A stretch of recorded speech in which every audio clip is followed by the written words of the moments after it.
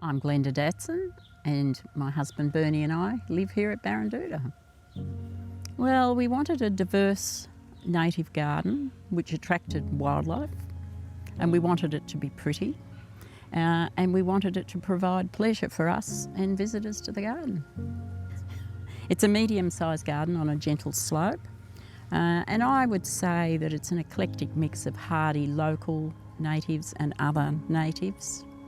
Native animals have evolved with native plants. Therefore, if you provide a diverse range of native plants in your garden, you will get a much more diverse range of native animals visiting the garden, which provides a lot more pleasure and also helps them. It's beneficial to them for being able to forage and nest within those attributes of the garden.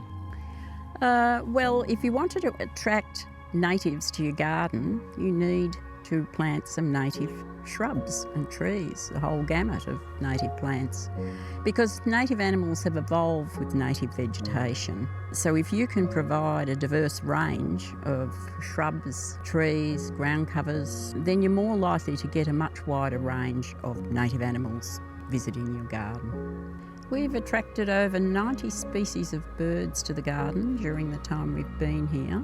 There's also mammals such as squirrel gliders, brushtail and ringtail possums, and a range of lizards, Jackie lizards, Burton's legless lizard, and even olive legless lizards turn up at times. So we're pretty happy with the job we've done here. There's a range of insects here, insect pollinators for the garden. So katydids, butterflies, hoverflies, native bees. We've got the blue checkered bee, the blue banded bee. Yeah, a pretty good range. We're pretty happy with what we've done here. Different native animals have different niches in the garden or in the forest or wherever they happen to be. So if you can create that in your own garden, then you will get a much wider range of animals coming to the garden. If you have ground covers, small tufty plants, small shrubs, medium shrubs, tall shrubs and trees, you will get a much greater range of animals visiting each of those layers. You need to provide flowering plants for as much of the year as you possibly can, because otherwise what are the insects going to feed on? And what are the birds going to feed on? They're going to look elsewhere. So you really do need to look for seed-providing plants, plants with a lot of nectar, which attract birds, and some of them attract a lot of insects. We've placed some small piles of various sized rocks into the garden, flatter rocks for basking, for butterflies and lizards, and some of the piles also are escape, bolt holes if you like, for lizards to duck back under if they think there might be something about to grab them. We've used gravel mulch in the garden because the smaller skinks love to bask on that as well, but also if you're in a fire zone, it's a much wiser thing to use gravel mulch closer to the home and organic mulches a bit further away.